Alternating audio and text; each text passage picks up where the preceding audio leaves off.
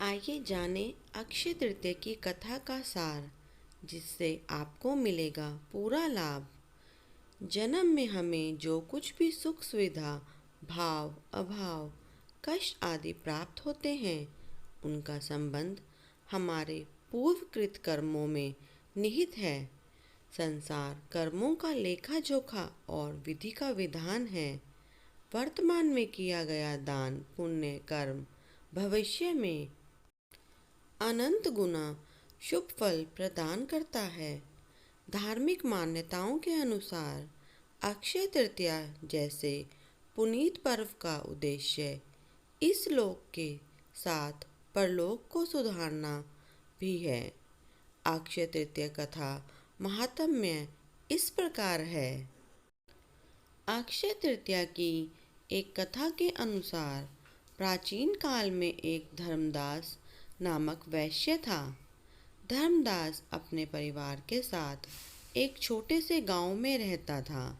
वह बहुत ही गरीब था। वह हमेशा अपने परिवार के भरण पोषण के लिए चिंतित रहता था। उसके परिवार में कई सदस्य थे। धर्मदास बहुत धार्मिक प्रवृत्ति का व्यक्ति था। उसका सदाचार तथा देव एवं ब्राह्मणों के प्रति उसकी श्रद्धा अत्यधिक प्रसिद्ध थी। अक्षय तृतीया व्रत के महात्म्य को सुनने के पश्चात उसने अक्षय तृतीया पर्व के आने पर सुबह जल्दी उठकर गंगा में स्नान करके विधि पूर्वक देवी देवताओं की पूजा की। व्रत के दिन सामर्थ्य अनुसार जल से भरे घड़े, पंखे, जौ, सत्तू, चावल, नमक, गेहूँ, गुड़, घी, दही, सोना तथा वस्त्र आदि वस्तुएं भगवान के चरणों में रखकर ब्राह्मणों को अर्पित की। यह सब दान देखकर धर्मराज के परिवार वाले तथा उसकी पत्नी ने उसे रोकने की कोशिश की।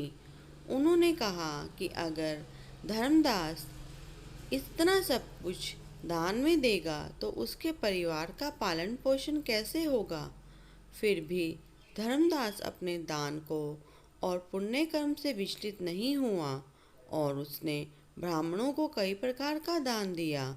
उसके जीवन में जब भी अक्षय तृतीया का पावन पर्व आया, प्रत्येक बार धर्मदास ने विधि से इस दिन पूजा एवं दान आदि का कर्म किया। अनेक रोगों से ग्रस्त तथा वृद्ध होने के उपरांत भी उसने उपवास करके धर्म कर्म और दान पुण्य किया।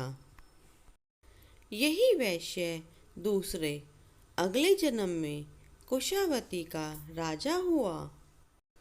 मान्यता है कि अक्षय तृतीया के दिन किए गए दान पुण्य व पूजन के कारण वह अपने अगले जन्म में बहुत ही धनी एवं प्रतापी राजा बना। वह इतना धनी और प्रतापी राजा था कि त्रिदेव तक उसके दरबार में अक्षय तृतीया के दिन ब्राह्मण का वेश धारण करके उसके महायज्ञ में शामिल होते थे। अपनी श्रद्धा और भक्ति का उसे कभी घमंड नहीं हुआ।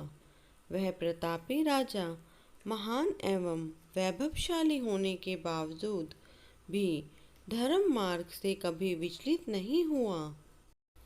जैसे भगवान ने धर्मदास पर अपनी कृपा की, वैसे ही जो भी व्यक्ति इस अक्षय तृतीया की कथा का महत्व सुनता है और विधि विधान से पूजा एवं दान आदि करता है, उसे अक्षय पुण्य एवं यश की प्राप्ति होती है।